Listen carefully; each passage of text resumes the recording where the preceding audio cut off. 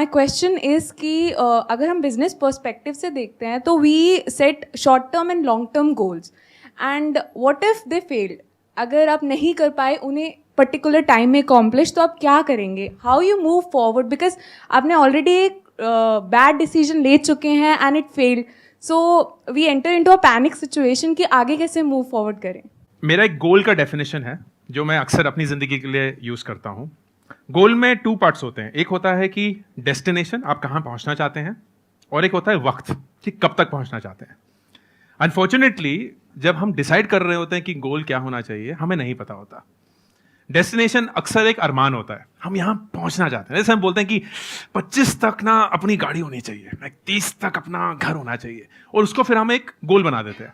क्यों? क्योंकि वो हमारी एक इच्छा था, हमारा एक अरमान था, एंड फिर हम जबरदस्ती उसमें ना एक वक्त की पाबंदी डाल देते हैं, 25 तक होना चाहिए। ऐसा नहीं है कि अगर 27 में आपकी गाड़ी आ गई तो आप फेलियर हैं।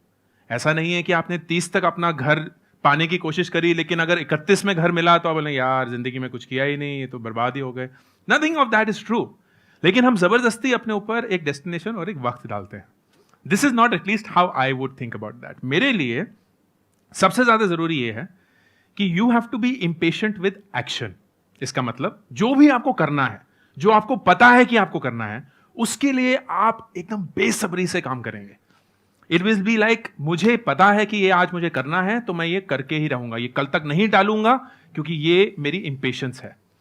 But I am patient with results, कि इसको करने के बाद कितने वक्त बाद मुझे मेरा डेस्टिनेशन मिलेगा, उस पे मैं अपने आप को फोकस नहीं करूंगा। I will be impatient with what I have to do.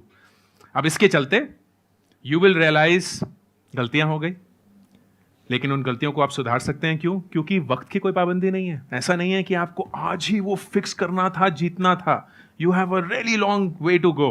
अक्सर होता है, क्योंकि मैं बहुत वक्त बिताता हूं नौजवानों के साथ, एंड हर एक 20 ईयर ओल्ड को लगता है कि वो बूढ़े हो चुके हैं। सर जिंदगी खत्म हो गई सर, कुछ नहीं किया है अभी तक जिंदगी में, लोग कितना आगे जा चुके हैं, मैं 20 साल की हूं और मुझे कोई आइडिया नहीं है कि जिंदगी में मुझे क्या करना चाहिए। 20 ऐसे लोगों को मैं पता है क्या बोलता हूँ, जब मेरे को कोई ऐसे बोलता है मैं कहता हूँ मर गए हो क्या? एग्जैक्टली लाइक हम उम्र है, मतलब मैं 42 इयर्स का हूं, and I can not even begin to tell you how young 42 is.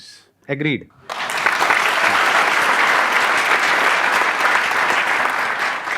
इतनी लंबी जिंदगी है और इतनी खूबसूरत आप जिंदगी बना सकते हैं कि the worst thing you will do is कि अपने अरमानों पे एक डेडलाइन डाल देना। Don't do that.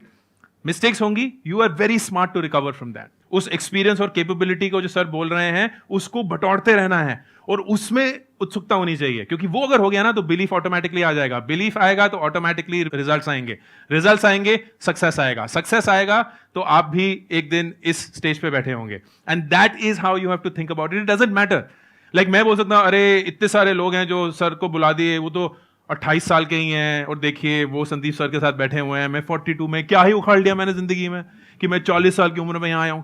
कोई फर्क नहीं पड़ता ना दोस्त, एक जिंदगी है, और मैं भी मरते हुए यही बोलूंगा कि मैंने संदीप सर के साथ स्टेज शेयर किया।